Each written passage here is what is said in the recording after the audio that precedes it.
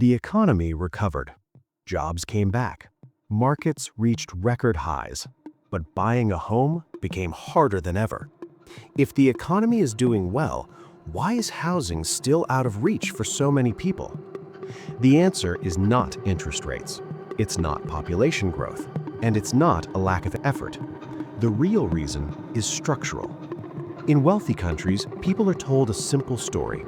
When the economy improves, life becomes more affordable. That used to be true. Today, the economy can grow while housing becomes permanently expensive. This isn't a temporary phase, it's a new system. Most explanations focus on three things: not enough housing supply, high interest rates, people failing to save enough. These explanations sound reasonable, but they don't explain one key fact. Housing stayed expensive even when interest rates were low, even when construction increased, even when wages improved. That tells us the problem is deeper.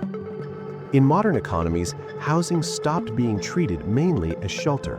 It became a financial asset. Homes are now collateral for banks, investment vehicles for institutions, a major store of household and national wealth. When house prices rise, financial systems look stable. When prices fall, the system feels threatened. So policy decisions quietly prioritize price stability over affordability. Cheap credit allows people to borrow more.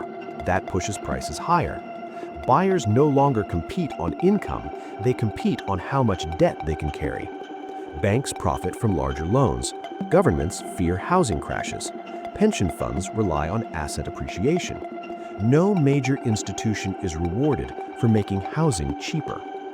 Older generations entered the market earlier, when prices were lower relative to income. Younger generations are entering later, facing inflated prices and higher leverage. When people expect prices to rise, waiting becomes risky. This creates urgency, which further pushes prices up. Society still promotes advice designed for a past housing market.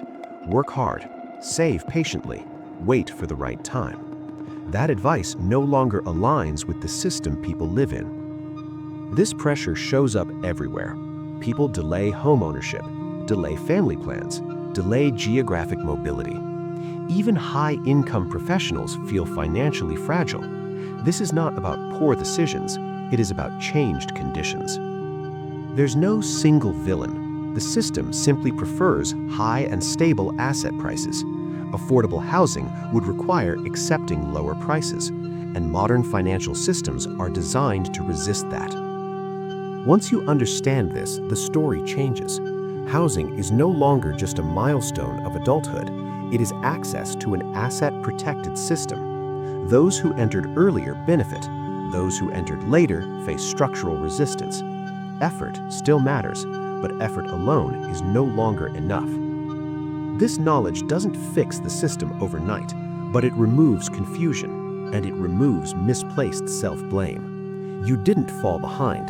The system moved ahead of you. To understand how this dynamic quietly reshapes inequality, the next video examines how wealth increasingly separates by generation rather than effort.